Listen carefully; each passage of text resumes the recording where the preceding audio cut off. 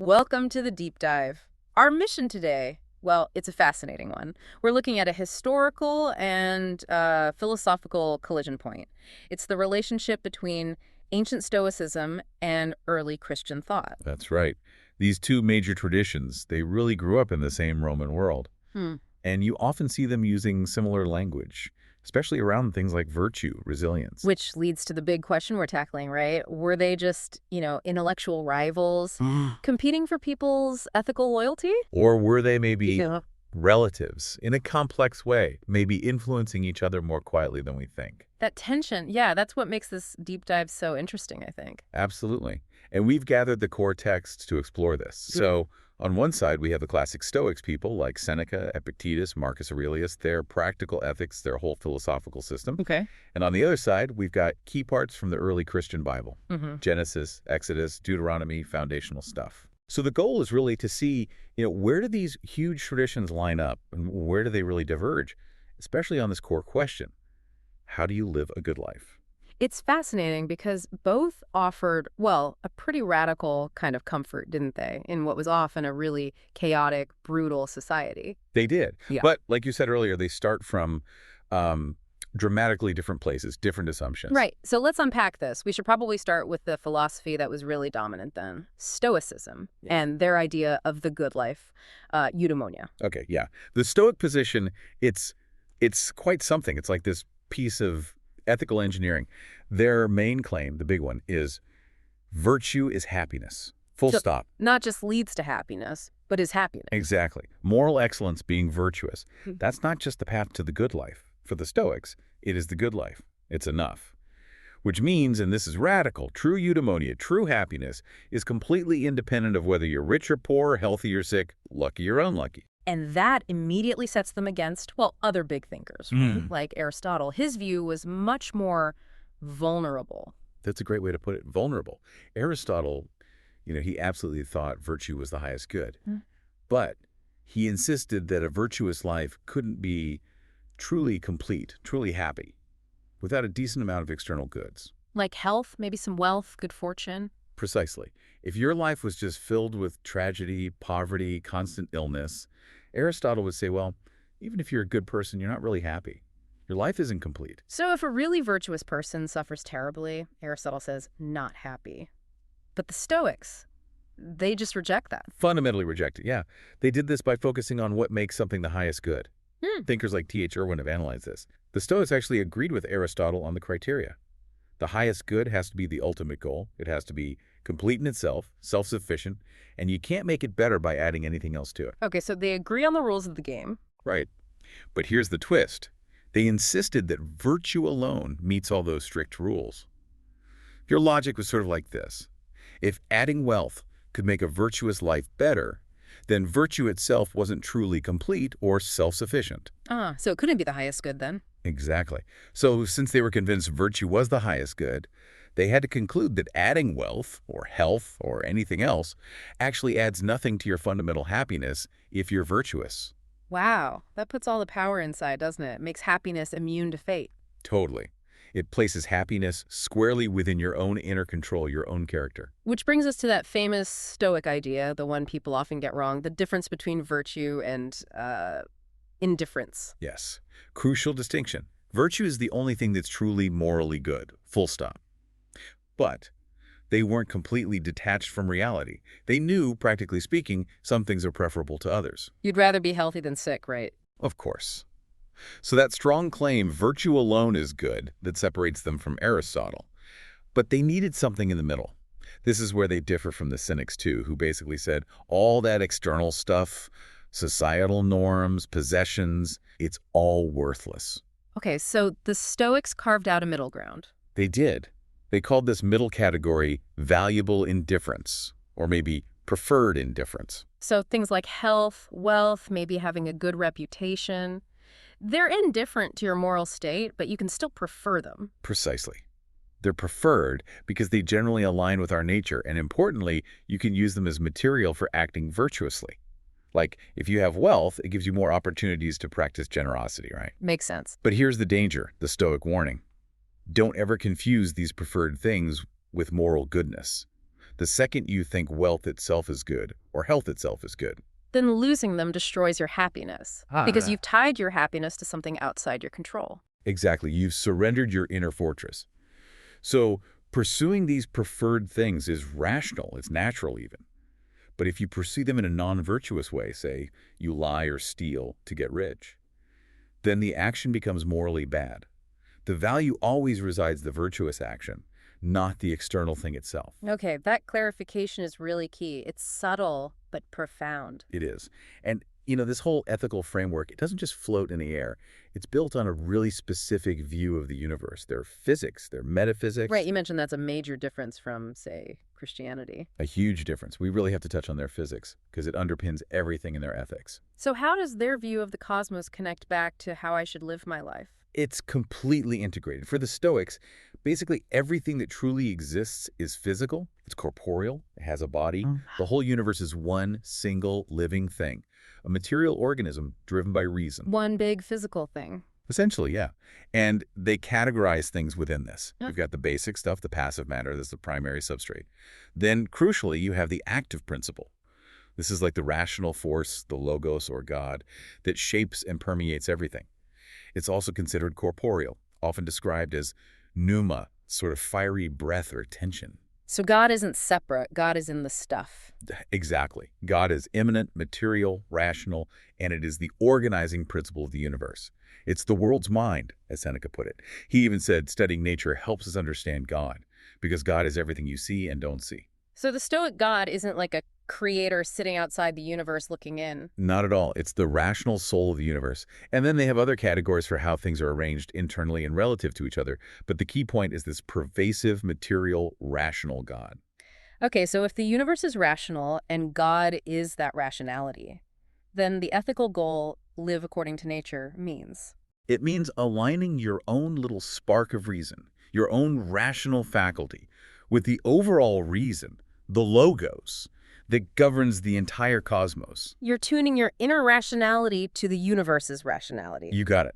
You are literally a rational part aligning with the rational whole, which, as you can see, is dramatically different from a transcendent God who creates the world from outside and gives external commandments. Okay, this is where it gets really practical, I think, for anyone listening. This idea of inner freedom. It sounds like the Stoics are saying you have complete moral control no matter what's happening externally, even if the emperor wants you dead. That's the core promise.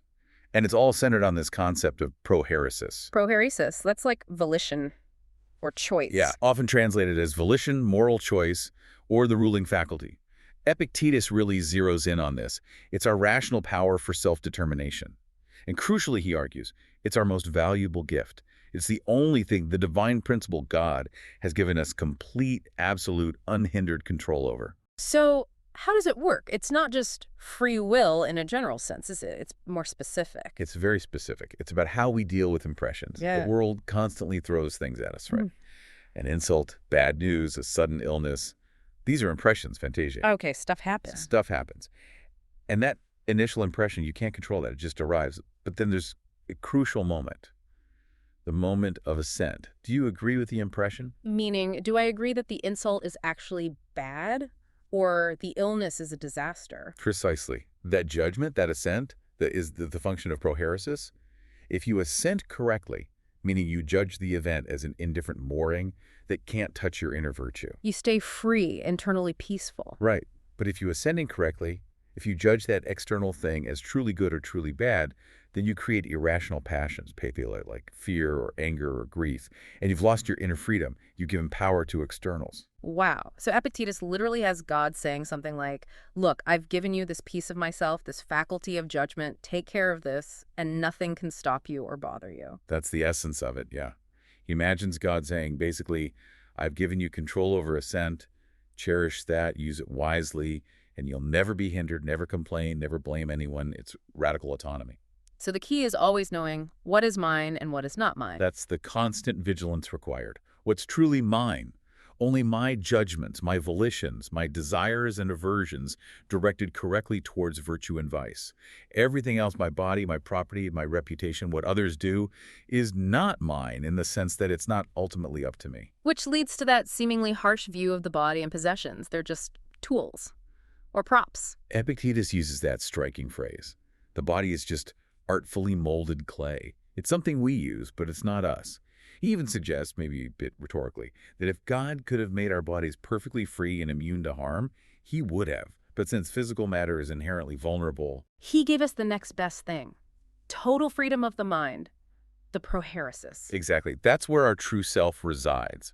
Inviolable. You can really see how this becomes incredibly relevant if you're facing, well, anything difficult. Illness, poverty, political turmoil.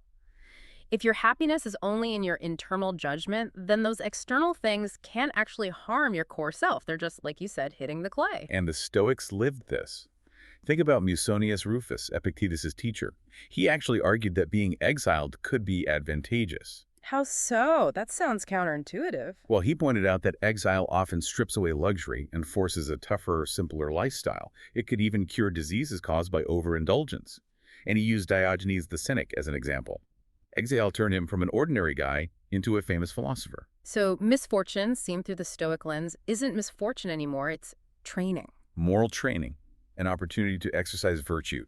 You redefine the event through your judgment. But that kind of reframing, it doesn't just happen, it requires practice, right? Which is where Epictetus's three fields come in. Exactly right. He didn't just offer advice, he laid out a systematic training program, a curriculum for living ethically. Okay, what are the fields? The first field is desires and aversions. The goal here is simple but hard.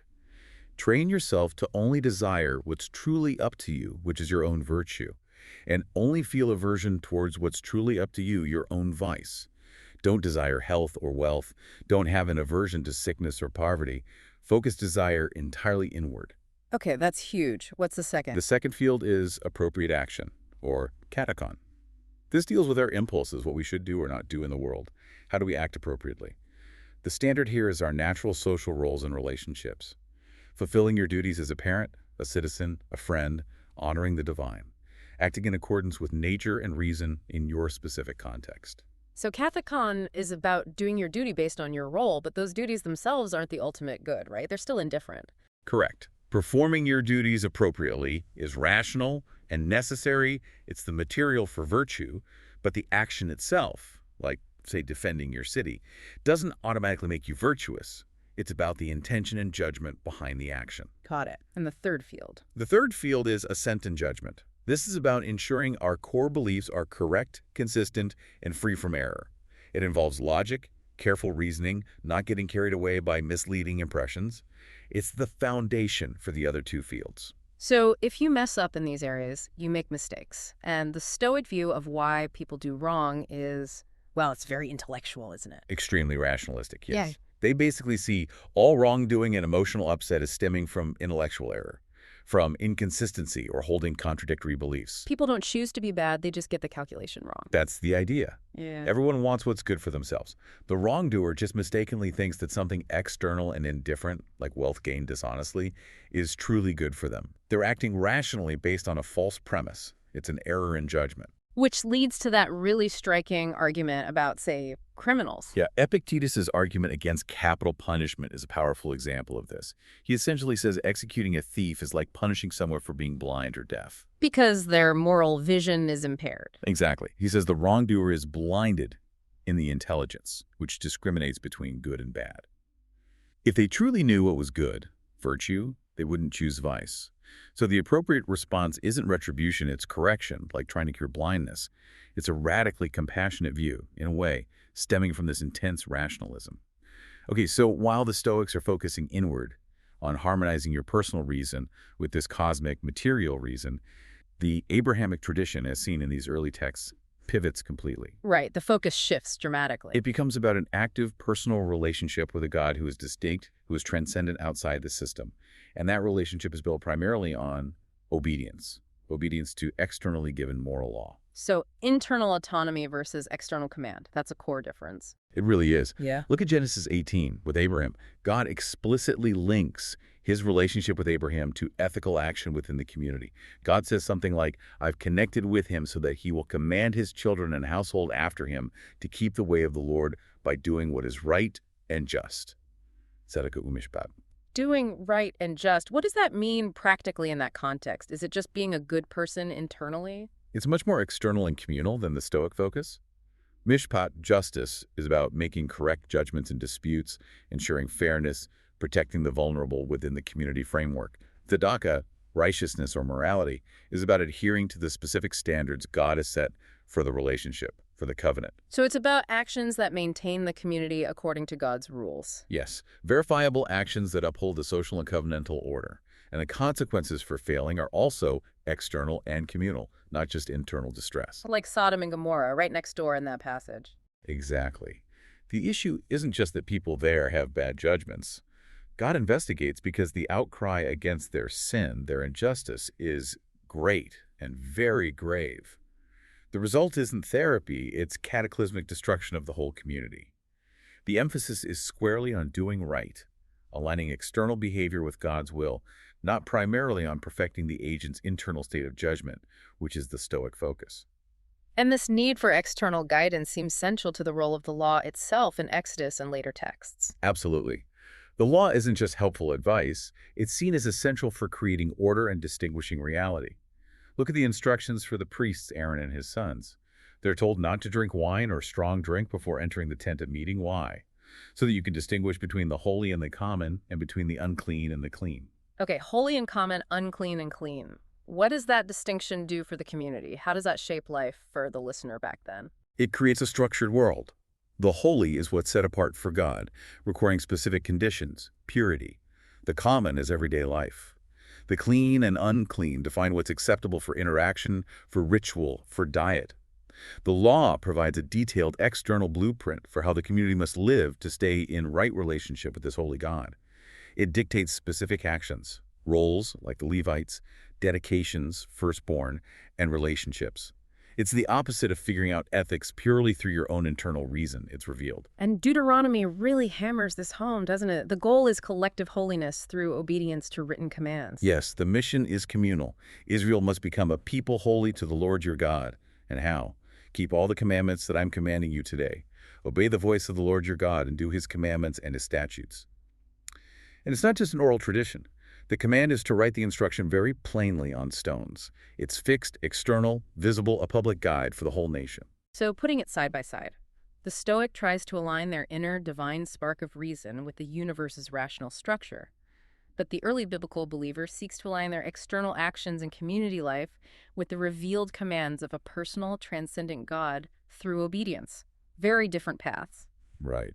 And when we look at specific ethical advice, you see some overlap in the what both demand high standards, resilience, focus, but the why and the how remain worlds apart. Okay, let's take a common human experience. Dealing with adversity, with suffering. Both traditions have a lot to say about that. The Stoic view is famously about tough love, inner strength. That's a good way to put it. Seneca, Epictetus, they see hardship as essential training. It's not random bad luck. It's the rational universe testing and strengthening you. Difficulties, they say, reveal a person's character. Epictetus has that great analogy of the universe being like a gymnastic trainer. Right, matching you against a tough opponent. Exactly. So that you might become an Olympic champion, which, as he says, requires sweat and struggle. Suffering is a deliberate process from a benevolent, though tough, cosmic father figure designed to fortify your prohairesis, your ruling faculty. It's entirely focused on internal self-improvement through external challenge. How does that compare with the biblical view in these early texts? It's different. In Genesis, Exodus, Deuteronomy, suffering often seems linked to the covenant relationship. It can be a direct consequence of sin, like Sodom and Gomorrah, a community suffering for collective failure. Or it can be seen as divine instruction or discipline. Remember, Shishak conquering Israel, God allowed it, the text says, so that they may learn the difference between serving me and serving the kingdoms of the countries. So it's less about individual character building and more about learning the terms of the relationship with God, or restoring the community to obedience. That seems to be the emphasis in these specific sources, yes.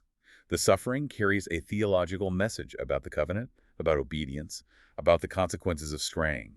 It's interpreted externally, within that divine human relationship, more than purely internally as a test of rational judgment. Okay, what about emotions? This is a big one. People often think Stoics aim to be emotionless robots. Yeah, that's a common misunderstanding. It's crucial to get this right. The goal wasn't no emotion, it was apatheia. Which means? Not apathy, but freedom from pathia. The irrational, disruptive passions, things like intense anger, crippling fear, envy, obsessive desire. Why are these bad? Because the Stoics saw them as fundamentally based on false judgments. You feel irrational fear because you falsely judge that something external like pain or death is truly evil. You feel intense anger because you falsely judge an insult as a genuine harm. So emotions are linked to judgment errors. Exactly. Seneca even calls anger a kind of disease, a swelling. Since these passions come from bad thinking, the cure is good thinking, correcting your judgments through reason. But they weren't against all feelings. You mentioned good feelings earlier. Absolutely. They actively cultivated what they called eupathei, rational good feelings that are consistent with correct judgment. There were three main types. First, joy, the rational elation you feel based on present virtue. Second, caution, eulabeia. This replaces irrational fear. The wise person is cautious only about things that are truly bad, which is vice or moral failure. They aren't afraid of external things. Okay. And third, well-wishing, bolesis. This covers rational desires for the good of others, including things like kindness, affection, sociability. These were all appropriate for a rational, social being. So it's a rich emotional life, but one where every feeling aligns with reason and virtue. Not emotional suppression, but emotional transformation. Precisely. It's about having the right emotions for the right reasons. Okay, one more big contrast. Okay. Community. How big is the hues for each tradition? That's another stark difference. Stoicism is radically cosmopolitan, universalist.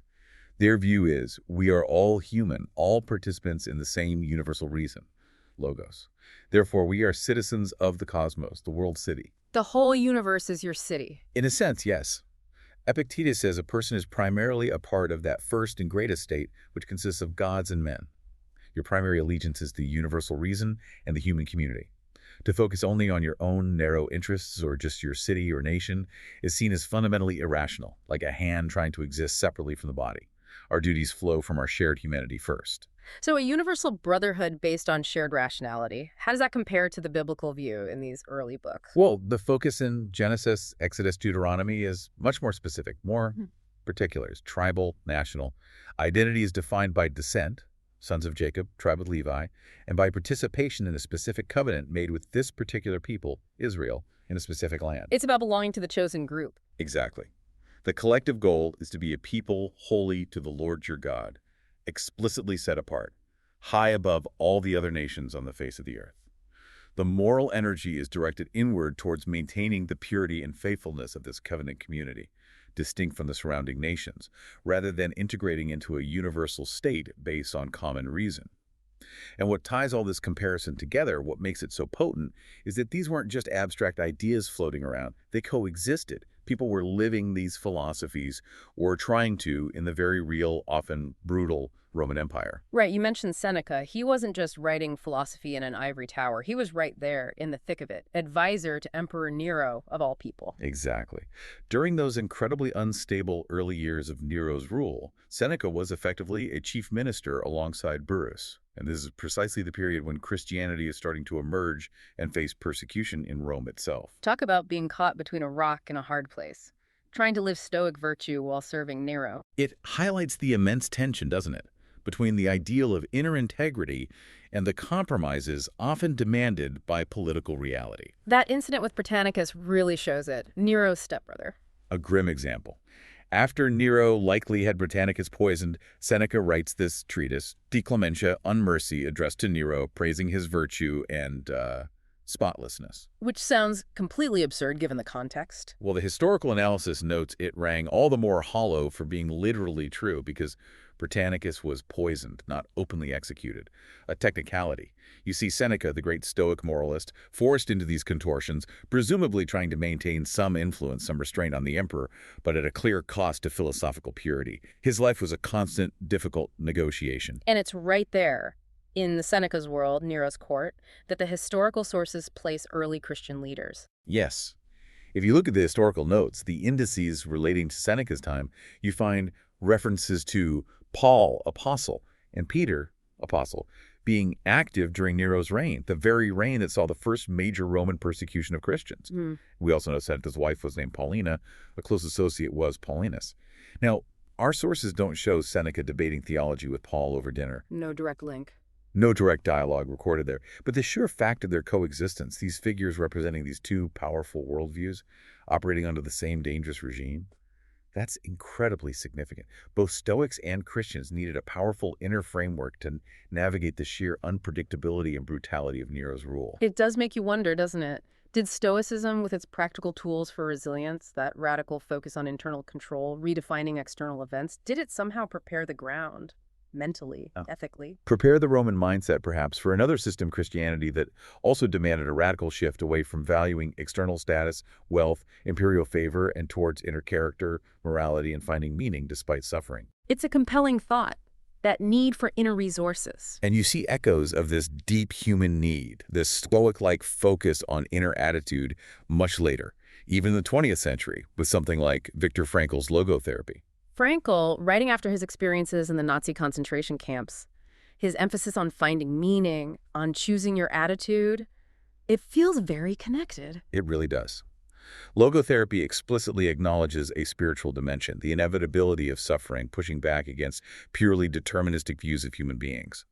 And Frankl's core message, that even in the absolute worst circumstances, the one freedom that cannot be taken away is the freedom to choose one's attitude, one's stance towards suffering, that resonates so powerfully with Epictetus's prohairesis. The power of choice over the inner self. Exactly. Frankl observed in the camps that survival often hinged less on physical robustness and more on maintaining that inner core, a sense of purpose, dignity, even humor, a commitment to some duty. It's a modern testament to that ancient Stoic insight about the power of internal judgment when facing external horrors. That idea that the human spirit, or the rational core, isn't just reducible to circumstances, it has autonomy. A powerful echo across centuries. The enduring appeal of finding freedom within when the world outside seems determined to crush you. Hashtag Audiceruo, synthesis and provocative thought. Okay, so let's try to pull the threads of this deep dive together. We've seen two incredibly influential ethical systems, both born in antiquity, both offering pathways to a good life, to inner peace, but working on fundamentally different principles. Right. On one hand, Stoicism, a path through rigorous self-discipline, reason, understanding your place in a rational material cosmos. Peace comes from mastering your inner judgments, your volition, accepting what you can't control. Virtue is the reward. And on the other hand, the early biblical tradition we looked at, a path defined by a relationship with a personal, transcendent God. Peace and blessing come through obedience to his external commands, participation in a specific holy community defined by covenant and law. Right action is key. Both demanded incredibly high ethical standards, intense self-awareness, and a focus on something beyond just fleeting pleasure or external success. But they pointed towards, well, very different ultimate authorities. Cosmic reason versus a personal God, and different sources for moral truth, internal deduction versus external revelation. And crucially, as we saw, they weren't just abstract philosophies. They existed side by side in the messy reality of the Roman Empire. Exactly. And while our sources don't really suggest any kind of direct theological blending or formal debate between figures like Seneca and Paul, their mere coexistence in that specific time and place under the thumb of an emperor like Nero leaves us with a really provocative thought. Okay, let's hear it. Well, think about it. In a world where your status, your wealth, even your life could be wiped out overnight by imperial whim, where external circumstances felt utterly chaotic and beyond your control, did the practical, powerful advice of Stoicism, its emphasis on detachment from externals, on the invincibility of the inner self, on redefining suffering, did that philosophy, in a way, help prepare the ground ethically and intellectually? Did it make people more receptive to a new faith, Christianity, which also demanded a radical revaluation of worldly success, also emphasized inner character over outer status, and offered its own profound resources for resilience and finding meaning in the face of suffering? Could Stoicism have unintentionally tilled the soil for Christianity's later growth by showing the limits of worldly power and the importance of the inner life? Wow, so did the Stoic focus on inner resilience create an opening for a faith that offered a different kind of inner resilience and meaning? That's definitely something to mull over. How one system, focused on reason, might have inadvertently prepared people for another, focused on faith, precisely because the times demanded such a deep inner turn. Fascinating. Thank you for joining us on this deep dive. Lots to think about there. Go forth and explore.